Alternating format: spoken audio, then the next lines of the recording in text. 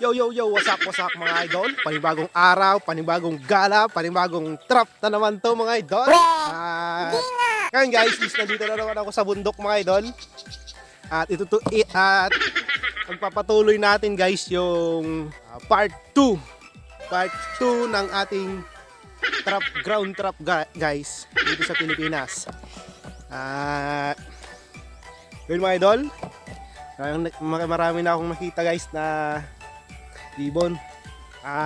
Yun mga idol. Tingin ako dyan sa gubat dyan guys. Magandang spot, magandang paglagyan guys ng trap. At simulan na natin mga idol. Welcome sa part 2. Yo yo yo, wasak mga idol. Dito sana tayo magtatrap guys. Kaso daming naputol ng kahoy dito guys.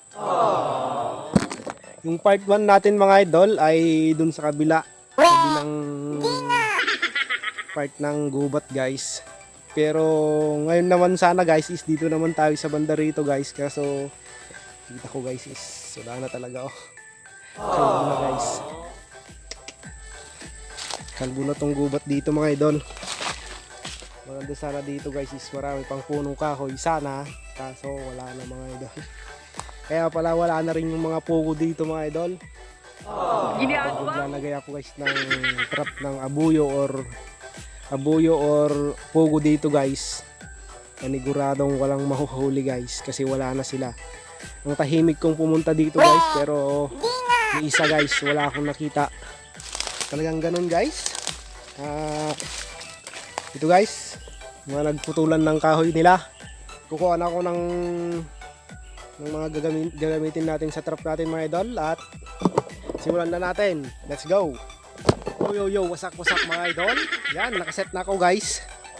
Nakaset na ako mga idol at papakita ko na lang sa mga bago lang na mapapanood dito mga idol ay may part 1 pa to. Panoorin nyo guys, lalagay ko na lang dun sa baba ng description guys. Lalagay ko na lang dun yung part 1 para mapanood nyo guys.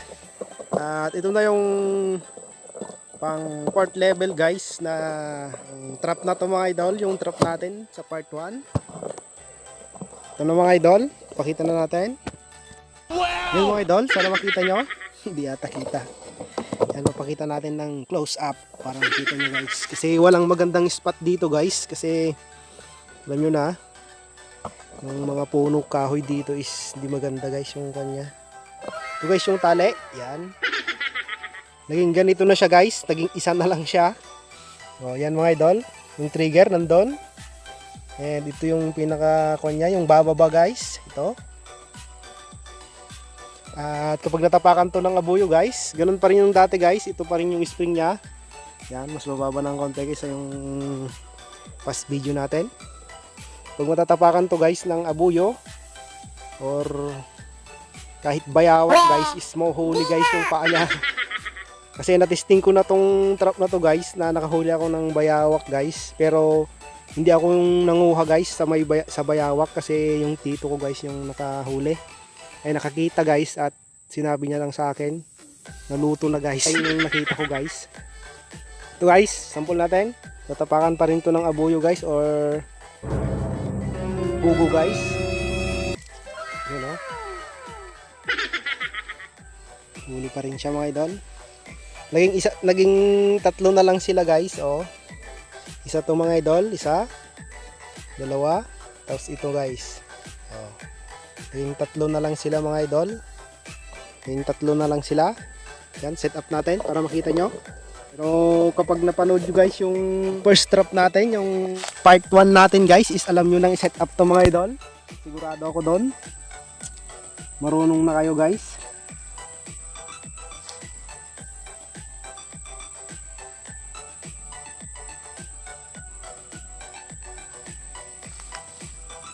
Yan mga idol. At ito guys is lagay nyo lang dito sa gitna ng natin na ito mga idol. Yan. Ganun lang kasimple mga idol. At kapag taapak dito guys yung yung abuyo guys. Yun, huli siya mga idol. Yan lang kasimple mga idol. At susunod dito guys, ang susunod dito guys ay ito. Yo yo yo, wasak wasak mga idol. Yan. At ito naman guys yung susunod. Yan mga idol. Nag-iba lang ng konti mga idol. Naging dalawa to. And yung trigger niya guys ay naging parang sensitive siya guys. You know? Nakikita nyo guys. Yan. Kanina guys is may kwan dun sa, dito siya guys nakakalagay. Ngayon guys is naging ganito na siya mga idol. Naging ganyan na. Ganun pa rin guys. Mas sensitive lang to mga idol. Bakit ko sinabing mas sensitive guys? Kapag nadaganan to ng medyo malaking dahon guys is mas madaling umangat to mga idol. Kasi guys, konti lang na apak ito mga idol. Pag lumampas lang yung trigger niya doon guys, pag lumampas agad yon, talagang aangat na tong stick na to mga idol. Kaya mas sensitive to mga idol. Oh. Diba mga idol? Kunting baka may mahulog guys na mga sanga ng kahoy guys is maaangat na agad to guys kahit wala namang huli guys. Yun yung pagkaiba guys. Mas sensitive to mga idol. Kunting dagan lang guys is talagang aangat na agad.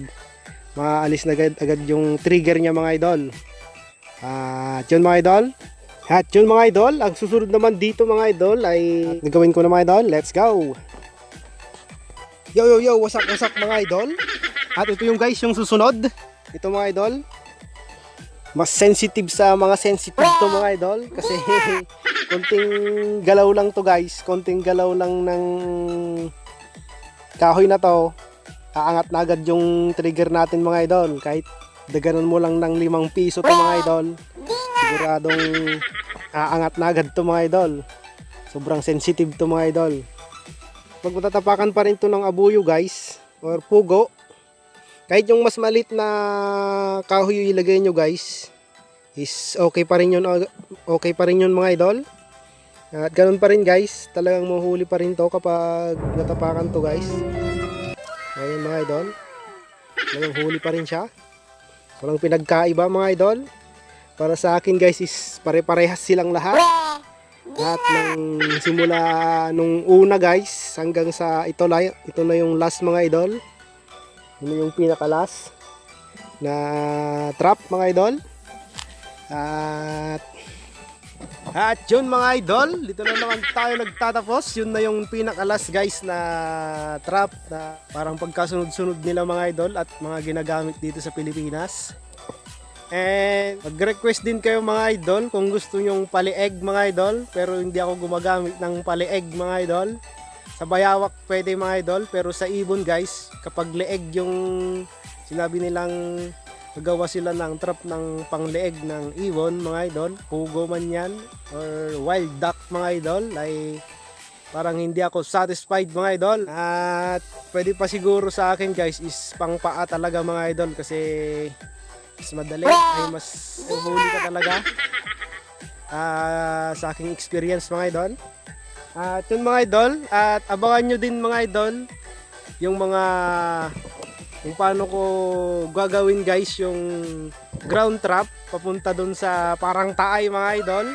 Yun, may naisip din ako dun guys na paano natin ilalagay na magsasamahin natin yung taay guys at saka yung ground trap natin mga idol. At yun yung abangan nyo mga idol sa mga nagpapangate dyan.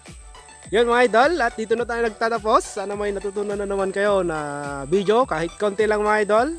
At kung nagustuhan nyo itong video na to mga idol, click nyo na rin yung like button. Kung hindi, is okay lang. Hindi naman ako umaasa guys na i-click mo yung like button na yon or yung subscribe button, kasi hindi naman maganda tong video natin. Pero at least may natututunan kayo mga idol. Yun naman yung goal ko dito mga idol, kaya ako nagbi-video. At yun mga idol, at dito na naman tayo nagtatapos. Salamat sa panonood.